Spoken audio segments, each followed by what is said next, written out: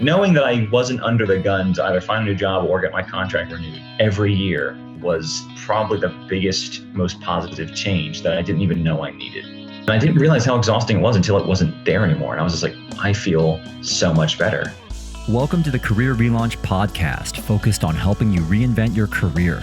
My name is Joseph Liu, and I'm here to help you gain the clarity, confidence, and courage to overcome the challenges of making changes to your career so you can do more meaningful work and enjoy your professional life. In each episode, I feature people who have decided to step off the beaten path to reinvent their careers. We talk through their unique personal stories, the challenges they overcame, and the lessons they learned along the way to help you understand what it takes to relaunch your own career. Today, my guest is going to explain how he went from being a visiting assistant professor at a university to a data scientist in the private sector. We'll discuss what it takes to succeed in the world of academia and how to leverage your existing knowledge in a totally new environment. Afterwards, during today's Mental Fuel, I'll share my thoughts in response to a listener question about the Great Resignation. Today, I'm speaking with Andrew Graczyk, who's a trained data scientist with a PhD in economics. He's worked in academic and instructional positions for University of North Carolina, Chapel Hill, Wake Forest University, and the Duke University Talent Identification Program. Now he's practice director for artificial intelligence and machine learning at Kforce, where he uses his mathematical, statistical, and game theoretic knowledge to architect and implement data-driven improvements to business practices. Now, just to set the scene here, a couple months ago, I stumbled upon an article in Nature about the recent wave of mid-career researchers at universities leaving academia. So I put a call out on my Twitter and LinkedIn feeds to try and find a university faculty member who has decided to depart an academic post to head into an industry or private sector role. And that's when I heard about Andrew. We haven't really featured an academic on the show before, but as someone myself whose father was a professor and whose wife also works in academics, I thought it was about time we got someone from the world of academia to give us a glimpse into their lives. You can get all the show notes from today's conversation at careerrelaunch.net/87. Andrew spoke with me from Toronto, Canada. Okay, Andrew, welcome to the Career Relaunch podcast. It is great to have you on the show. It's great to be here, Joseph. Thank you so much for reaching out to me. Let's start by talking about what's been keeping you busy in your life and career. I understand you just started a new role just earlier this month. Is that right? That's correct. So I just started as a practice director for artificial intelligence and machine learning at Kforce. So that's been keeping me busy. The transition's been keeping me busy, but it's a lot going on. What exactly are you responsible for there at Kforce, and what does Kforce focus on? Kforce is generically a staffing company. They're the largest staffing company for infrastructure technology and other intelligence-driven services in the United States. They help companies solve problems for projects with people. And what I'm responsible for is kind of kickstarting a practice in that vein for data science. So instead of having, say, IT people to institute some security protocol or cybersecurity people instituting some protocol and working with a company's full-time staff and permanent staff to do that on a project, I would help to architect that and choose other consultants to help implement that as well as help implement myself. You are based in Toronto. Can you just tell me a little bit about your personal setup? What's been keeping you busy right now in your personal life? I guess what's been keeping me busy lately is cats. We just got a new cat, so okay. I'm a very cat-oriented person. How many cats do you have? Right now we have 3. Oh, wow, so okay. We just adopted one from a rescue here, and cooking and running. My wife and I like to run 10Ks and half marathons, so I like to cook, I like to eat. I mostly like to run so I can eat. That's really the only reason I do it. If I couldn't eat afterward, it would be, yeah, I don't eat to run. I run so I can eat and not become a giant person. We have some things in common. I love cats, Andrew. We don't own one. Oh, great. I would love to own one, but I don't know if I could keep up with it, and a little worried about the furniture. But I also love running, and I also love eating. And I, like you, well, that's great. Probably run to eat, not the other way around. So, but before we go back in time and talk about your former professional life, you are in Canada, but you are American. And so how did you end up in Toronto? I ended up in Toronto because my wife was working at the University of Toronto. So my wife is also in academia and has a PhD. she came up in 2019, right after she got her PhD into postdoctoral fellowship. And I came up to visit her over spring break in 2020. And that is when the pandemic broke out. And so I was at the time a visiting assistant professor at Wake Forest University. And they closed everything down and all the travel shut down. And I was just in Toronto. And for several years, I didn't really go back to the States because it wasn't really feasible to. And so I just kind of started being here. And it was actually in Toronto that I began my transition. And so I like to joke that I came up for spring break and never left. And now we're permanent residents, and the tax is a little complicated. Yes, it is. But my legal residence is actually in North Carolina for those purposes. I'm there sometimes, but still in Canada frequently. You mentioned academia there, and I would love to just go back in time. You haven't always been working in data science at Kforce. You haven't always been in the private sector. Can we go back in time and talk about your time in the academic world? And then we can move forward from there. And why don't we start with, I want to go all the way back here. What were you focused on as a PhD candidate at the University of North Carolina? And how did you end up going down the PhD route? Back in the primordial days of 2010 and 11, I was finishing my undergraduate degree at University of South Carolina. And how I got into my head to do a PhD is actually, to this day, kind of a mystery. It doesn't, if I think about it, it doesn't really make sense why I did it, because I got my bachelor's in physics and math. And I realized towards the end doing lab work that I kind of hated physics lab work. And I was like, that's a problem, because, I was like, okay, I could go into the high energy pure math theoretical stuff. I could go and work, maybe for some oil company doing, some basic physics, fluid dynamics stuff. But I didn't really like any of those options. And then for some reason in the end of my undergraduate career, I took a philosophy course, which ended up teaching a bit about economics. It's one of those weird interdisciplinary electives that colleges do sometimes. I can't even remember what the name of it was. And I was like, this is very interesting. And I think there's something to this. And so somehow I got into my mind to get a PhD in economics, which I'd literally never taken a course in. But I knew math, and that helped a lot. So I applied to a few different schools for their PhD programs. But I applied kind of late because I was late to the game and figuring out that's what I wanted to do. And then I got rejected. Okay. But then I went to North Carolina and said, what can I do to make myself a more attractive candidate? And talked to a few of the professors, and then they decided to let me in for the fall semester. They just let you in just like that, just from you just having a chat with them? Yeah, I think they just had a slot open up, and they let me in. Right place, right time. Okay. And so then I went in there, and it turns out that it was not so bad, because most of graduate economics is just math, and I could do math. So that's how I got into the PhD. And it seemed like it might give me an understanding for how society worked. As you think of it, in some progression of, I wanted to learn how the physical reality worked, and I wanted to understand how social reality worked. And I'm not going to say that I did that in totality. I understand everything now. I'm not going to say that I can do that, but it did provide me some insights into why society is the way it is in certain ways that, for better or for worse, I now have. And so I'm very grateful to that. So as I was a PhD candidate, I was focusing on game theory and labor economics and financial asset bubbles, which seems like a weird combination. But really what my focus was on was understanding and providing some coherent theory on how housing bubbles were the result of income and wealth inequality. And at least postulating that was a plausible thing, and creating a model to show how that could be the case and how it explains phenomena that we see. So basically how inequality was not just an effect of economic policy, but a cause of economic reality. I see. So kind of generating distortion in asset markets, as you had mentioned before. Exactly. I was really big into understanding how inequality happened, why, and in my mind, more importantly, what that does to society and economic just markets in general. You could say that. You're actually one of the first academics that we've had, just to kind of use the term broadly, that we've had on the show. And I'm just going to take a big picture view of this. So this is what your dissertation was focused on. For those people who are listening to this and they're just not familiar with what's involved with doing a PhD, like what exactly is a dissertation? And could you just explain at a very high level what that involves? A dissertation is where you put your ideas to realize that they're wrong. Okay. And so a dissertation is a process by which you compile research.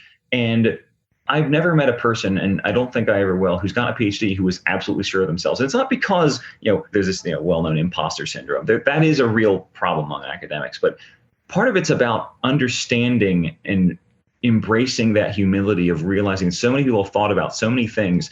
Every minute detail of every idea you have has been thought about, studied, and analyzed. And you have to defend every single statement you make about everything. Partially what leads to academics speaking so strangely and insisting on such precision in their language, because if they say something inaccurate, somebody's going to jump out and say, aha, you misattributed this thing. But yeah, I think we've spoken before, Andrew. My wife also did a PhD and she works in academics right now. And I have had the privilege of joining her at some of her conferences, mostly just because I wanted to kind of travel alongside because she gets to go to cool places. The discussions around the lunch table are very detailed and very in the minutia and in the weeds, to the point where I just really lose track of the conversation sometimes. And so that's interesting that you described that. How did you enjoy doing a dissertation? Like, what was that experience like for you? Focusing on one very specific topic here, in inequality generating distortion in asset markets. What was that experience like for you on a day-to-day level? I will not sugarcoat it. It was harrowing. It was psychologically quite taxing, and I would never do it again. Okay. I'm being completely serious there. It was a very stressful time. Part of it is just the volume of work. I mean, most PhD dissertations are between 3 and 5 academic papers, which really depends on the discipline you're in, but usually is an academic paper is, a sort of research paper where you have to basically have a citation for everything, or a mathematical equation justifying everything, and a graph justifying your interpretation of the mathematical equation. How many pages are we talking about here per paper? Mine was only, I think, on the order of 250, maybe. It's still a lot. And mine was pretty condensed because I didn't really have any graphs. Mine was all pure math and theory and proofs. So it was on the shorter side, but there are some who swell much beyond that. And some of it's because they have like a bunch of figures and graphs and things that swell their space and everything. So it's really all about people telling you your ideas are wrong for 6 years until eventually you find something they can't find a fault with, and they can't definitively prove is wrong. And I made it harder on myself by kind of tackling this weird nebulous problem that people weren't really familiar with of income inequality as a cause of things and asset bubbles, both of which are pretty niche topics in the economic world, which they absolutely shouldn't be. I think it's a problem that they are niche topics, but they are. And I put them together, which is even more niche, which made people even more skeptical and drew even more scrutiny. I certainly don't regret my choice of topics. I don't regret getting a PhD, but it was a harrowing process. And anybody getting a PhD, it's really about deconstructing your worldview and building it back up in a way that is completely in line with available data. I'll say that much. You're doing this dissertation, you're doing your PhD, you finish your PhD, and then how did you then think about your career moving forward? I understand you then ended up moving into the realm of working with undergraduates as a visiting professor. Is that correct? The career trajectory that's usually given to every academic person I've talked to, at least, I'm sure there are some places they're different, but most programs, from what I can gather in most disciplines, kind of point students at more academic jobs. And I think the reason for that is a pretty simple selection bias, right? I mean, the people who are instructing these people are professors who got academic jobs. That's right. Yeah. And I will say it's almost impossible to cross the threshold from non-academic to academic jobs.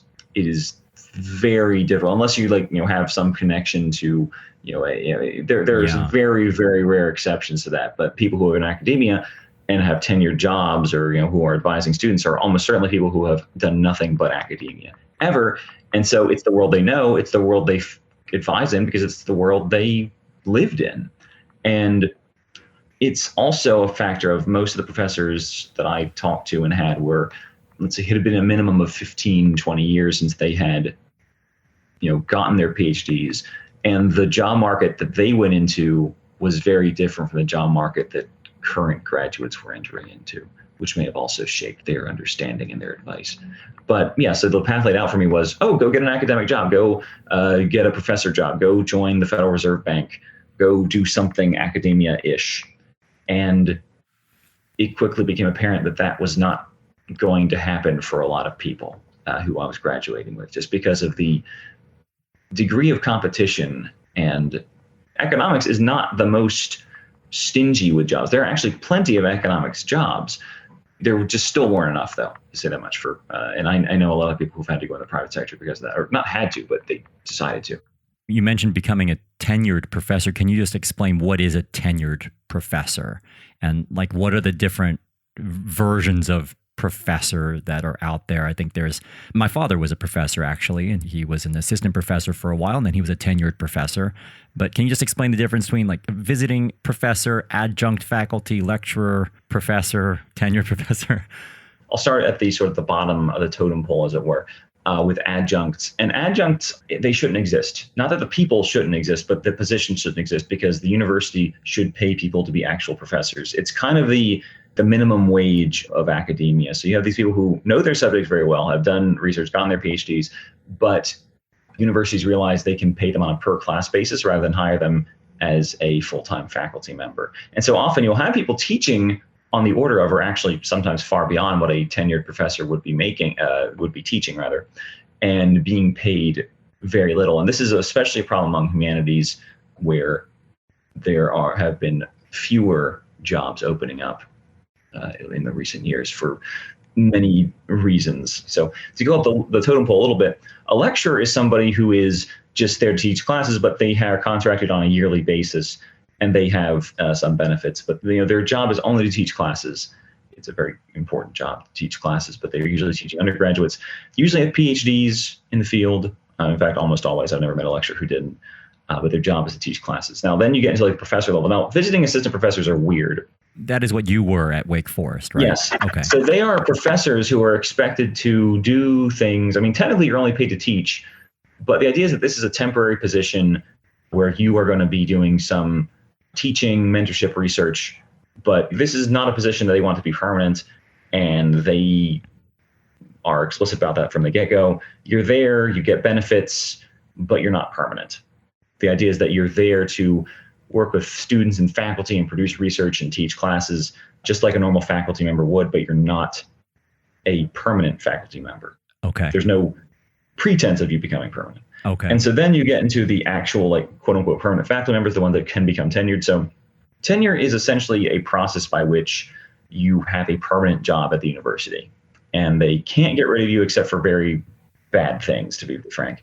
The reason behind it is historically it's been to preserve academic integrity and to make sure that professors aren't fearing for their jobs anytime they publish a controversial paper, or anytime a student says, oh, this professor isn't a good teacher because he gave me a bad grade, that kind of thing.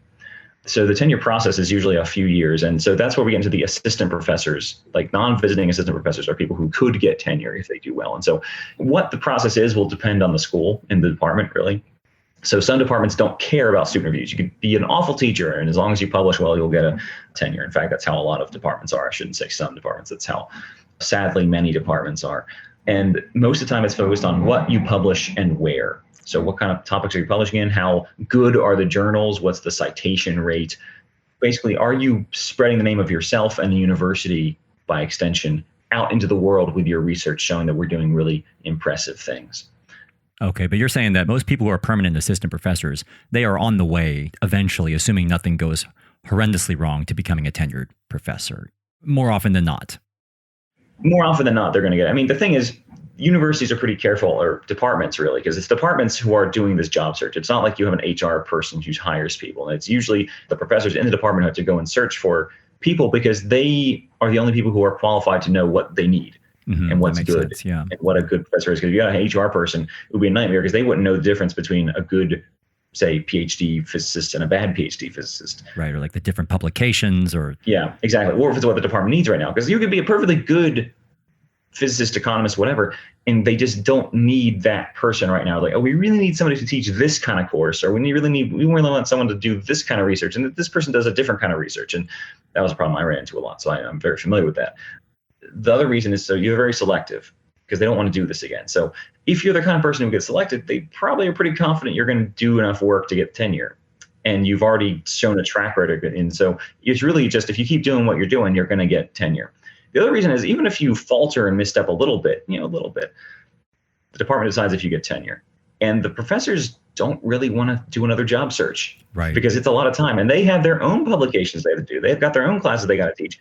And it's a huge amount of work on top of that. I've seen the job market from both sides, and it's a lot of work for everybody. And so as long as you're doing the kind of stuff they expect you to do, they're going to keep you around, because that's another 100, 200, 300 hours they don't have to spend looking for another candidate and sifting through resumes and everything. But anyway, if once you pass that threshold, you become a associate professor.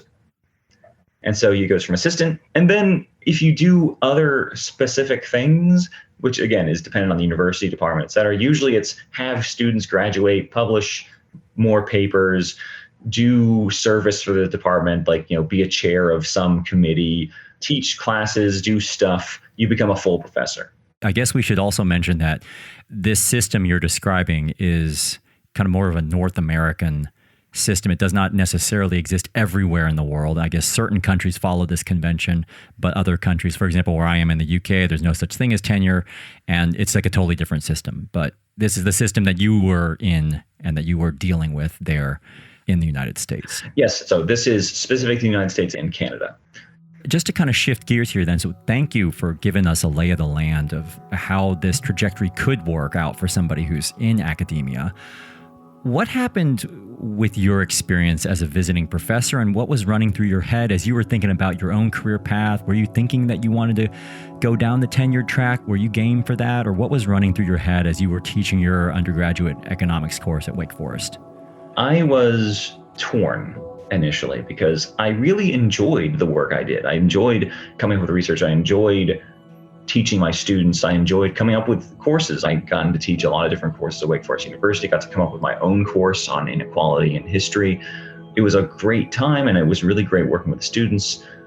But the caveat is I was a visiting assistant professor, so I had the sort of Damocles hanging over me every year. Technically, I worked there for 4 years, but it was 4 one-year contracts. And so every year I was going to the job market, which, as I mentioned, is a stressful experience existentially, but also it's a lot of work, because you got to apply to a bunch of places, you got to make all these packets. And it's also worth mentioning that academic job applications are a bit of a different beast themselves. Usually I have to come up with research plans specific to the needs of the university you're working on. So it's a lot of writing just to make an application. You make dozens of these things. Right. You got to include like research samples and the conferences you've attended, the grants, right? All that kind of stuff. And so you got to include all this material, and often make new material and for every single thing you do, because every university wants to see something a little bit different. Every department wants to see something a little bit different. And so it's a lot of work there. And you have to make sure you have a new flashy paper ready to go on the job market with, that you can say is the paper I'm going to use to showcase myself. So you have to make sure that you get that ready. You're teaching in the fall, you're doing this in the fall, which means you're not doing any research, because it's just not feasible. It's really not possible. And I like to say, I usually tell people that being a professor is 3 jobs. It's teaching, research, and grant writing. For me, it was just research and teaching. So I only had 2 full-time jobs, and I was already feeling the push. I don't know how people do have to also write grants. It's almost like a vicious cycle, I guess, because you're a visiting professor. You have to do these, I guess, annual job hunts, and then that detracts from your ability to do the research that would then otherwise help support your journey to becoming a tenured professor. So it's like this vicious cycle that you're in. And so ultimately what I realized was that it was treading water, and that treading was getting harder and harder. I was getting bigger and bigger weights tied to my legs. So the more years I was in it, the more exhausted I got, the worse it looked for me to be a visitor for that long. And that vicious cycle was starting to create a whirlpool around me. And I just realized that it wasn't what I wanted. It wasn't worth it.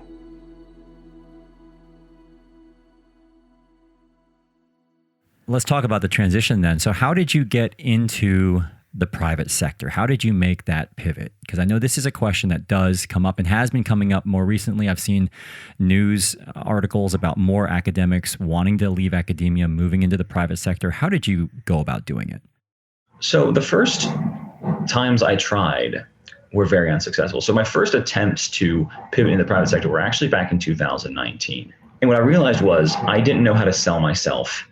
And I didn't have any credentials that anyone outside of academia understood anything about. And that was itself very disheartening. And so I really didn't get any traction in any meaningful way in the private sector.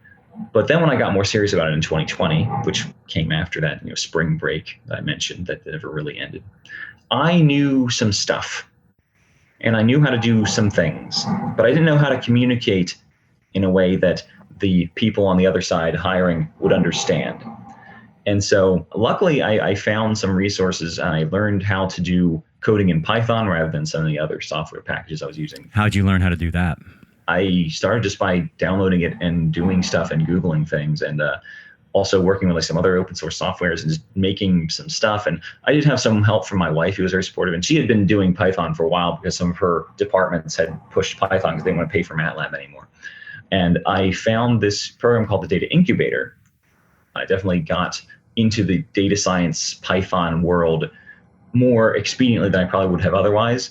What I really learned from them was how to talk about things in a way that made sense to non-academics, and how to comport myself for interviews and job market practices in the private sector, which is substantially different from the public sector and academia.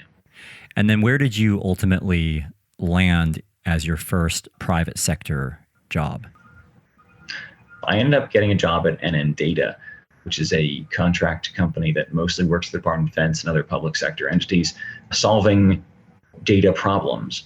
And it was really great that I got to go there because they threw me at a lot of different projects really fast. So in like a year and a half that I was there, I got to work on, I don't even know, tallied up probably a half dozen different projects on very different topics. So doing stuff from natural language processing to big data to small data to anomaly detection to everything in between.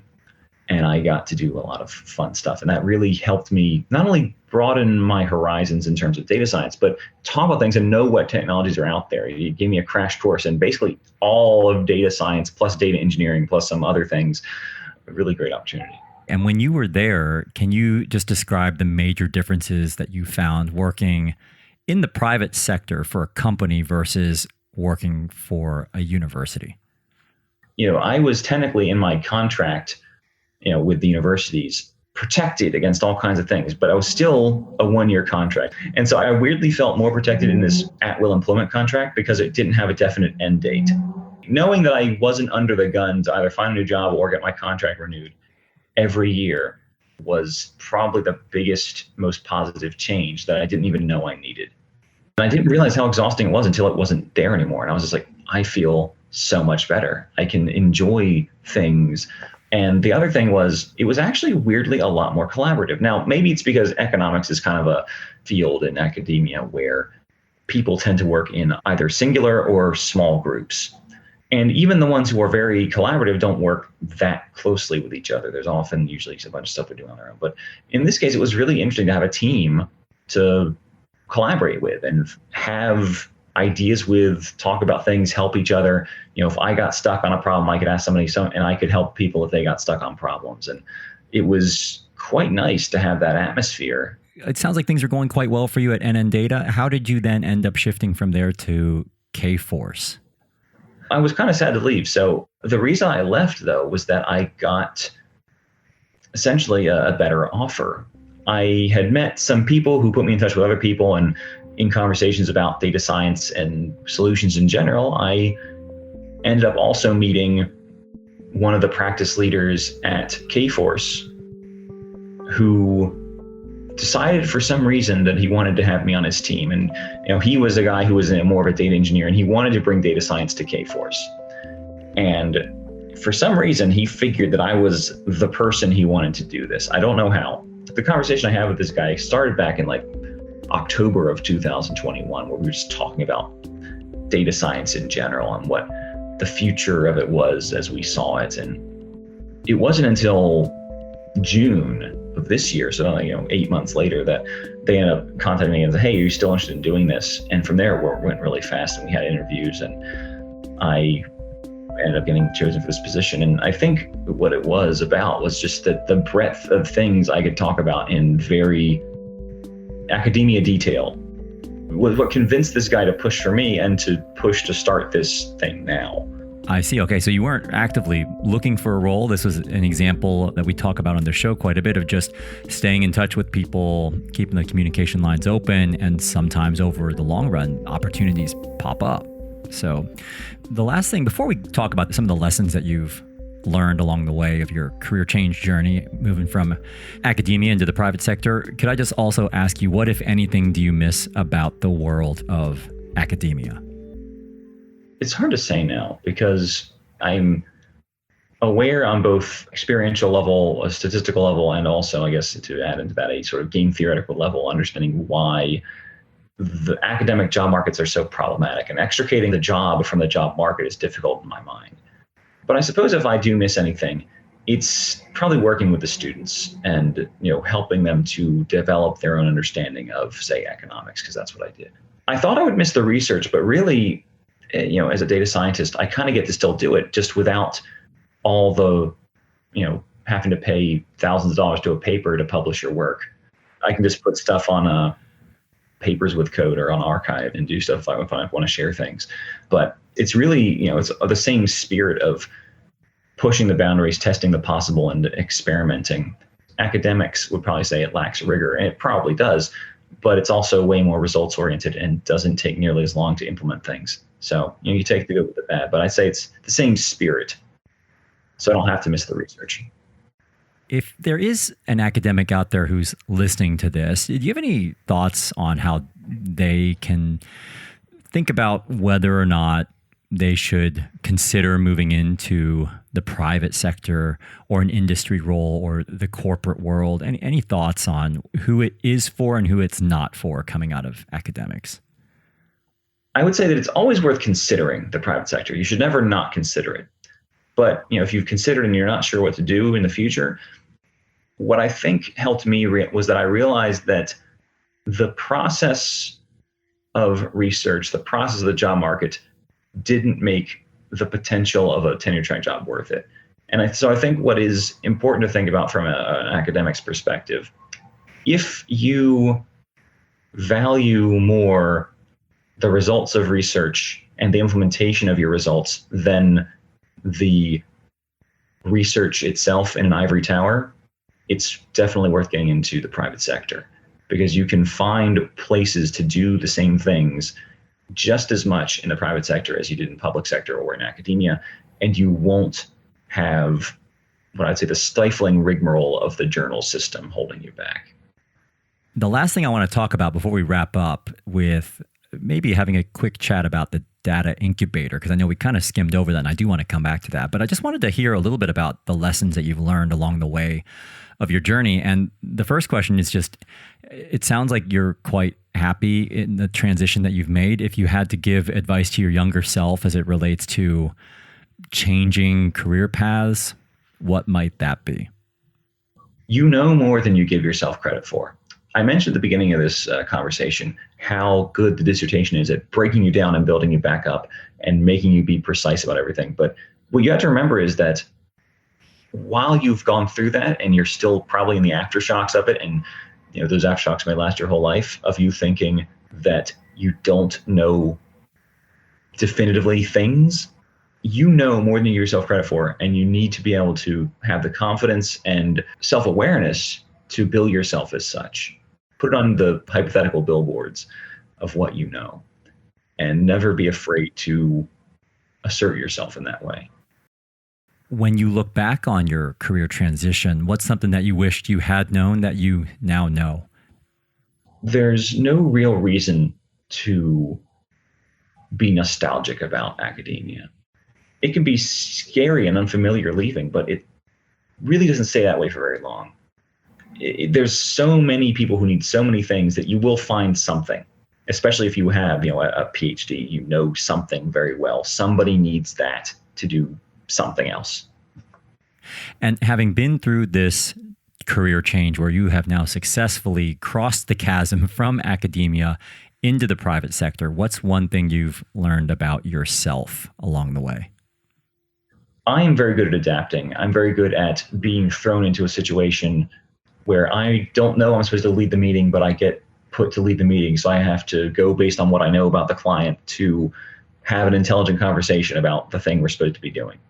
I'm good at being the guy who they need something to show somebody. So they say, please come up with something in the next day. And we don't know what they want, but do something that's impressive. And I'll come up with something. And so I'm very good at thinking on my feet and at adapting to situations as they come. But I know some people don't like that. But I realized more than academia had been giving me the chance to show that I was able to do that. And that's actually kind of what I like. It keeps things fresh. I don't mind having projects that are ambiguous where suddenly the client reveals what they really want and we have to change our perspectives and reorient ourselves quickly. Well, I want to wrap up with something I know has been important to your own career trajectory. I know you mentioned that the data incubator was one of the reasons why you were able to make this leap. Can you just tell me a little bit more about the data incubator and how it helps people move out of academia and into the private sector?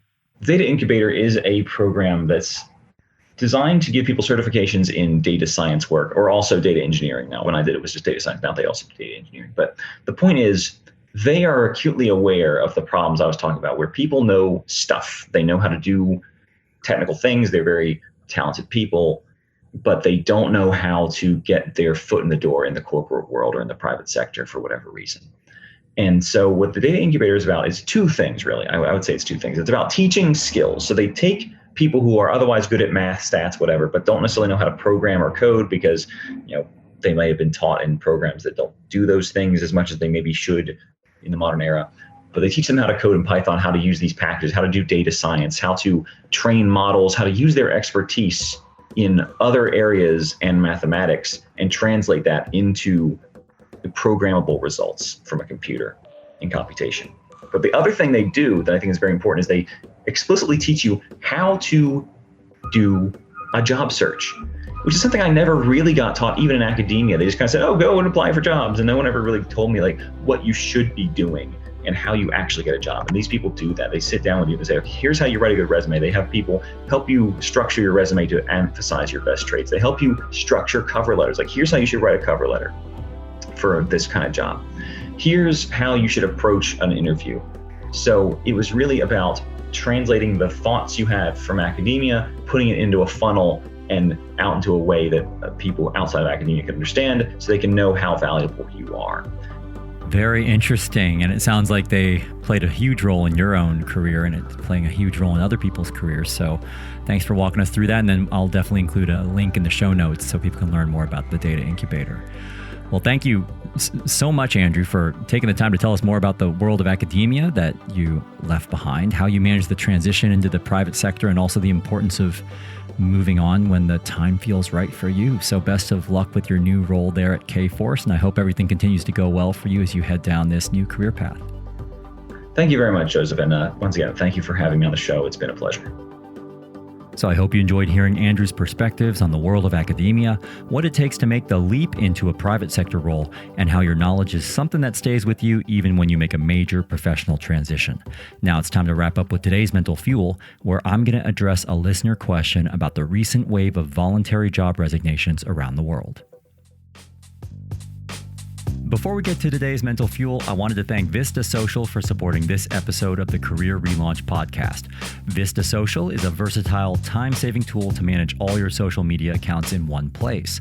You can easily create, schedule, optimize, and publish content directly to multiple social media profiles from one simple dashboard. I actually use it myself to manage all my online profiles. Try Vista Social out for free right now by going to careerrelaunch.net/Vista. This is the part of the show called Mental Fuel, where I finish the show with a brief personal story related to one of the topics we covered today and wrap up with a simple challenge to help you move forward with your own career goals. So for today's Mental Fuel, since we're talking about leaving one job behind to pursue another, I wanted to address a question from this listener in Philadelphia. Hey, Joseph. This is nurse practitioner Ellen from the Philadelphia area. First of all, thank you for creating a wonderful quality of life podcast, which is aimed at career fulfillment rather than job title or salary or status. I'm an avid listener. I'm wondering, what is your take on the great resignation trend or the big quit phenomenon happening here in the U.S. and elsewhere? Thank you, and I look forward to your thoughts. Okay, thanks for that question, Ellen, and thanks so much for being a loyal listener. So, if you're not familiar with this term, the Great Resignation, which has also been referred to as the Great Quit, the Great Awakening, the Great Reset, or the Great Reshuffle, it's been all over the news lately. And it's a term that first started getting used widely in early 2021 as a way of describing this trend of employees voluntarily resigning from their jobs after what had been an employer's marketplace in early to mid 2020 during the onset of the COVID-19 pandemic. And just to throw out a few stats here in the places where I know we have a lot of listeners, in April 2021, a record 4 million Americans quit their jobs, according to the U.S. Labor Department's monthly job openings and labor turnover survey. In December 2021, there was the highest number of job vacancies on record in the UK, according to the UK's Office for National Statistics. And during the back half of 2021, there was a 10% increase in workers starting new jobs in Australia compared to the pre-pandemic average, according to the Australian Treasury's analysis. And you can find similar statistics for other countries, including China, where there's been a movement that got coined in April 2021 called Tangping, which roughly translates to lying flat and slowing down, to reject this idea of long work hours and to get out of the rat race that work can sometimes become. So to answer your question, Ellen, this is certainly a real trend. And if you want my opinion on it, and this is more based on my own anecdotal observations and conversations I've had with clients and audience members who attend my workshops, I actually think we're just at the start of this movement of people realizing that they don't want to just settle for working in the exact same ways we did pre-pandemic. And I'm talking about long commutes, being in the office 5 days a week instead of working from home, and embracing hybrid workplaces that had become much more commonplace after COVID hit. What I'm hearing and seeing more of in my interactions with mid to senior level professionals who work mostly in corporate roles is this call to return to the office, either hinted or even mandated in some cases. In the recent corporate talks I've given this year, I've actually noticed that the vast majority have been for events focused on welcoming teams back into the office for the first time since the pandemic started. Actually, in a Prezi poll conducted last month surveying over 1,100 of their enterprise customers, 2/3 of hybrid workers reported feeling like there's a proximity bias that favors colleagues who are together in the office, which kind of makes sense because if you're working from home, you definitely risk being out of sight and out of mind when all your colleagues are back together in the office. I'm also hearing from people saying that their employers are almost overcorrecting and requiring that they be in the office in a way they weren't even doing pre-pandemic to almost offset and make up for all the lost face-to-face interactions we have witnessed since early 2020. But the problem here is that you've got people who have had the luxury of working from home these past couple years who have now seen that doing work remotely is possible and that working from home certainly can't exactly mimic or replace in-person interactions, but it's pretty decent and still lets you get your job done. And on top of that, it gives you way more flexibility, returns a lot of time to you that you might have lost on the commute, and may even allow you to be more productive in ways you can't be when there are constant interruptions in the office. I actually haven't crossed paths with a single person who likes the work commute any more now than they did pre-pandemic. And in most cases, they kind of despise it in a way that they didn't before. So what we have here is a bit of a perfect storm of people coming face to face with the fragility of life due to this pandemic that's still with us, being burnt out by work, awakening to the fact we can work more flexibly, but feeling disenchanted by the fact they're being called back to return to the office more days than they personally feel are necessary just for the sake of traditional face time. And all this means that there may be an even larger exodus of employees in 2023 once they come to realize their employers may not be exactly accepting of this new, more flexible way of working they've grown so accustomed to these past couple years. And that is going to be hard to stomach, especially once you've realized through direct experience that there's another way you can work. I actually think that's a good realization to have. The past couple years, if nothing else, have taught us that you really owe it to yourself to find a way of working that enables you to make the most of each day, both personally and professionally. You shouldn't just settle for the status quo. You have to take it upon yourself to find a professional path that aligns with, rather than conflicts with, who you want to be. And finding an organization that has the same vision for work that you have for yourself. This takes me to a quote from Anita Williams-Woolley, who researches organizational behavior and theory at Carnegie Mellon University. It just takes a little creativity and comfort, getting used to a new way of doing things. The silver lining in the pandemic is that it's forced organizations to find ways to do that. And I really hope they never go back, because for people's well-being, work-life balance, etc., it just really is better to have this kind of flexibility.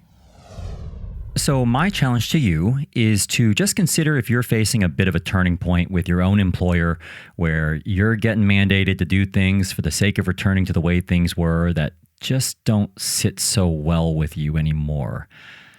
You don't need to pick up and leave right away, but you may just want to put some stakes in the ground for yourself about how you do and don't want to work moving forward in the months and years ahead. If you've also got a question you want me to address on the show, or if you have a story of career change in your own life you want to share, I'd love for you to leave me a voicemail with your thoughts at careerrelaunch.net/87.